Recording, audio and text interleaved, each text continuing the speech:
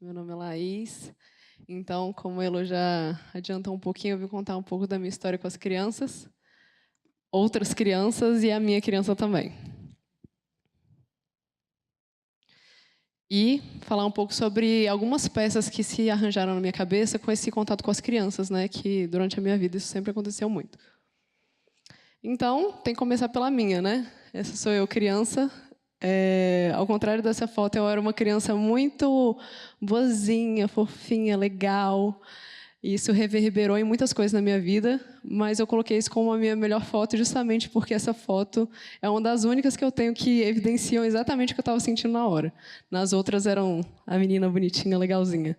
E essa foto aqui foi na formatura do meu irmão do Jardim 3, que minha mãe, te amo, tá tudo bem agora, gente, foi só um momento. Que ela prometeu que a gente ia comer em um lugar e depois ela desistiu dessa ideia. Eu fiquei indignada. Então, é a única foto que eu tenho que eu estou bem revoltada. Eu adoro ela por causa disso, porque ela marca essa espontaneidade que eu acho que, como criança, eu acabei não tendo muito. Eu era muito introspectiva. E aí a minha infância foi muito tranquila, assim, no geral, né? Não teve grandes sobressaltos, assim, aquelas crises de criança, né? De querer ser uma Spice Girl ou ser a morena do Tchan. Meu sonho era ser morena do Tchan, ter idade para competir, para chegar lá, mas não aconteceu. Só que um dia, enfim, uma Páscoa, um dia de Páscoa qualquer, a gente estava em casa, meu pai trabalhava sempre até muito tarde numa mercearia. A gente recebeu um telefonema dizendo que ele tinha sido baleado. Infelizmente, ele não resistiu e isso foi um baque, imaginem, né? Um baque profundo na nossa família. Mas a minha família tem uma característica que é muito importante, assim, que eu levo para minha vida, que é esse vamos que vamos, assim. Então, meu pai faleceu e minha mãe pegou, levou à mercearia e a gente se arranjou, arrumou as malas, assim, psicologicamente, e colocou o barco para frente. E assim, então eu tive essa infância tranquila, né? A adolescência também algumas crises, né? Como qualquer adolescente, mas sempre muito introspectiva. Eu não conseguia muito dizer sobre o que eu sentia, enfim. E obviamente, né? Eu escolhi fazer psicologia. Voltei aqui. Então, voltando agora para a questão com as crianças, eu sempre gostei muito de criança desde que eu era criança. Depois, quando adolescente, fiz projetos sociais. Qualquer projeto que aparecia com criança, eu estava lá no meio. E aí, dentro da psicologia, não foi diferente. Fiz vários projetos com criança lá dentro e, para mim, sempre foi uma coisa muito natural. E um projeto especificamente mexeu muito comigo, que era um projeto que a gente fazia em abrigos, que a proposta inicial era ir para estar junto com essas crianças, promover um espaço de escuta e de interação e de brincadeira com elas. E eu não entendia muito bem, eu entrei nesse projeto e comecei a fazer, eu achava aquilo muito tilelê, demais. E eu ficava, gente, mas tem alguma coisa aqui que eu não sabia explicar muito bem o que era. E a gente falava muito sobre autonomia nesse projeto. Então, eu ficava tentando entender. Hoje em dia, eu entendo a autonomia mais como a capacidade de você realmente exercer o seu direito de ser uma pessoa. É muito difícil explicar, porque parece uma palavra muito bonita, mas em um dia que a gente estava lá no abrigo, isso ficou bem claro para mim. Tinham duas crianças disputando um brinquedo, então estava uma guerra, assim, um puxava para cá, outro puxava para lá, se batendo. Então a gente aprendia muito nas supervisões que a gente tinha que ir e dar recursos para aquelas crianças. E eu ficava, gente, o que é dar recursos para as crianças? Então a gente chegava lá e basicamente dar recurso era dizer para elas outras formas que elas podiam resolver os conflitos delas. E, com isso, poder levar para a vida delas também. Então, a gente ficou ali durante 20 minutos. Imaginem, gente, não é 20 minutos assistindo uma coisa que você quer ver. 20 minutos intervindo numa briga entre brinquedos de duas crianças. Então, uma puxava para cá, outra puxava para lá. E a gente tirava, vocês não podem se bater. Você pode pedir emprestado, você pode dizer que... Enfim... E a gente ficou 20 minutos fazendo isso, até que uma hora, pequenininho, ele nem falava ainda, ele colocou o dedinho assim pro outro e falou, eu não gostei. E aí o outro parou, olhou para aquilo, entregou o brinquedo e foi brincar. Naquele momento, eu entendi que aquilo fazia muito sentido e reverberava em várias outras coisas que eu me aprofundei cada vez mais nesse trabalho, né? De que cada um, quando tem espaço realmente para poder dizer e é incentivado a dizer o que quer, como se sente, isso muda profundamente a nossa vida. E aí as coisas começaram a fazer sentido nesse trabalho com as crianças mais ainda, né? Não só um trabalho de diversão, mas um trabalho que elas realmente pudessem ser pessoas diferentes. E aí, no final do curso de psicologia, eu resolvi trabalhar com crianças, mais uma vez, e criar uma empresa de babysitter com a minha sócia. E a gente tinha a ideia de trazer essa ideia do babysitting para o Brasil, mas com um viés diferente de realmente estar com a criança e aproveitar esse momento que é difícil para elas, quando os pais saem de casa, para intervir e estar ali brincando com elas, trazendo a proposta da brincadeira, que isso aí é uma outra coisa gigantesca, se eu ficar falando de brincadeira, que eu vou falar para sempre. E eu também comecei a treinar na clínica, né, com psicologia, principalmente com crianças, mas, enfim, adultos e adolescentes também. Mas as crianças entraram realmente na minha vida de uma forma muito intensa. Então, eu digo que as crianças são os meus professores, assim, que se eu não seria uma profissional como eu sou hoje em dia, se elas não tivessem passado pelo meu caminho, e ainda passam sempre. Então, eu trouxe algumas histórias para mostrar para vocês o que, basicamente, alguns pontos importantes sobre questões emocionais que eu aprendi com as crianças. Então, primeiro, queria contar uma história que eu tive com o Vicente, que foi um cliente nosso, né, dessa nossa empresa de babysitter.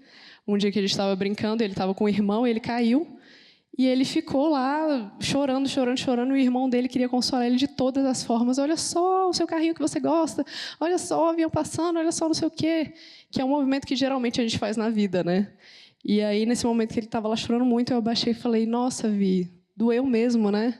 Nossa, quando a gente cai, dói, né? E a gente leva um susto, né, quando a gente cai. E ele ficou prestando atenção, eu descrevendo toda aquela situação para ele, e ele simplesmente parou de chorar, né? E é uma coisa que geralmente acontece, da gente não lidar com a coisa do jeito que é e tentar arrumar uma outra distração, assim. Então, aprendi isso muito, não só com o Vicente, mas com várias outras crianças nesses movimentos. Com a Ju, essa outra fofinha, eu aprendi muito sobre a questão da despedida. Na nossa empresa de babysitter, a gente vive muito isso. Porque quando os pais saem, as crianças acham que eles sumiram, que eles vão sumir, eles nunca mais vão voltar. Então, a gente tem esse trabalho muito... Com a Ju, isso foi muito difícil, ela era uma bebê pequena, então fiquei durante 1h30 com ela chorando, com intervalos, às vezes, de 1 minuto, que ela parava de chorar e depois voltava a chorar de novo, dizendo para ela que estava tudo bem, né, que os pais delas não iam voltar e que estava tudo certo. Então, a gente sempre passa por esses processos de despedida com as crianças, que são bem difíceis e a gente não imagina o tanto, né? Que é bom ter alguém ali do lado para compartilhar com a gente aquela dor daquele momento. E o Pedro, que é uma criança que eu ando convivendo muito ultimamente, que essa foto aí foi justamente desse dia que a gente estava brincando lá embaixo e ele morria de medo de grama. Ele não conseguia pisar na grama, ele chegava perto e ficava olhando a grama.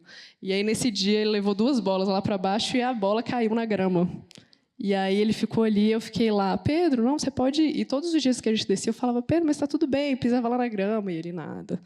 Aí, nesse dia, teve esse ímpeto da bola cair lá, e ele ficou lá, eu falei, Pedro, você pode ir, eu estou aqui, está tudo bem, vamos, me dá a mão. Aí ele acertou uma hora, me dá a mão, e ele foi indo e começou a pisar, e depois ele começou a jogar a bola, como se dissesse para ele mesmo, nossa, eu estou conseguindo, olha que legal. Ele jogava, e pisava lá na grama, e voltava, e jogava, enfim, pegava.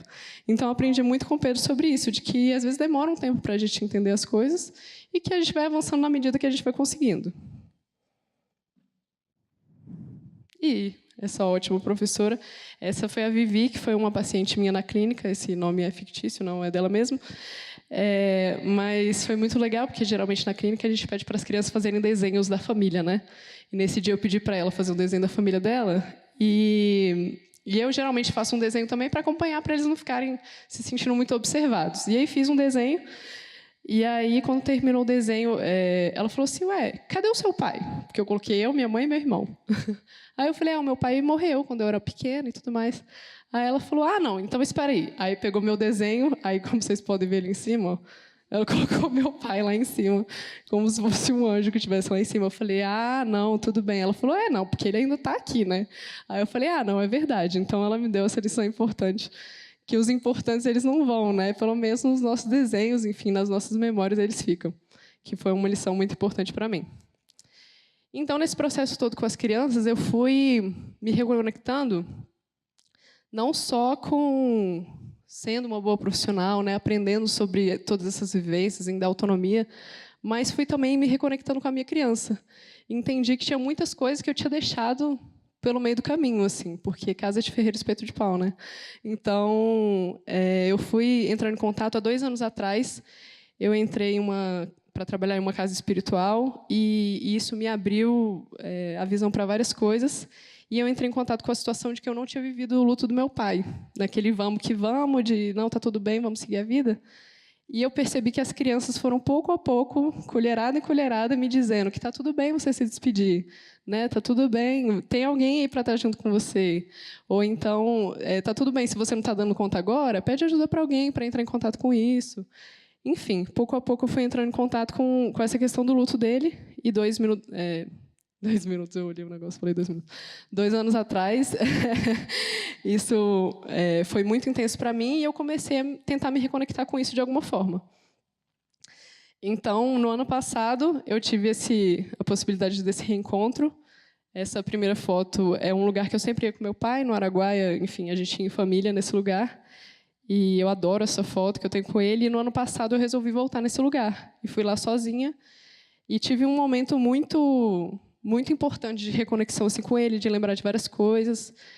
Tive uma conversa sobre o céu. Não tinha quase ninguém nesse acampamento quando eu fui. Misteriosamente, todas as pessoas foram embora. E aí eu tive uma conversa com ele, me acertando, né? Enfim, dizendo o tanto que eu sentia falta dele, o tanto que... Enfim, que eu não tinha vivido isso durante muito tempo. E a raiva que eu tinha, porque quem passa por momentos de luto, e não só luto, né, mas despedidos no geral, sabe o quantos sentimentos que isso guardam. Então, eu estou revivendo esse processo e fazendo essa reconexão de alguma forma, por mais que tenha demorado, né? Meu pai morreu em 99, então faz muito tempo. Todo mundo fala, nossa, mas só por que agora? Por que só agora, né? Então, nunca existe tempo, né? Emocionalmente, a gente está sempre aberto e flexível a viver as coisas em um momento que a gente nem imagina. Então, estou reestruturando essa nova relação, assim, esse contato novamente com a imagem do meu pai. Tem me feito ter mais raiz, digamos assim. Dizem que é importante, né, a gente voltar para a nossa raiz mesmo, para entender de onde a gente veio, para saber como que a gente está vivendo a nossa vida, para onde que a gente está indo. E hoje em dia eu lembro com muita leveza assim da imagem dele, porque era uma coisa que para mim antes era muito difícil, por ter sido até uma coisa trágica, né? Então, eu tenho reconectado com essa imagem do masculino também. Quem é da psicologia e gosta desses assuntos. É muito importante, né, entender também todo esse processo. E estou vivendo a vida bem melhor agora, assim, digamos assim. Com minhas crises, mas vamos lá, né? Obrigada, gente.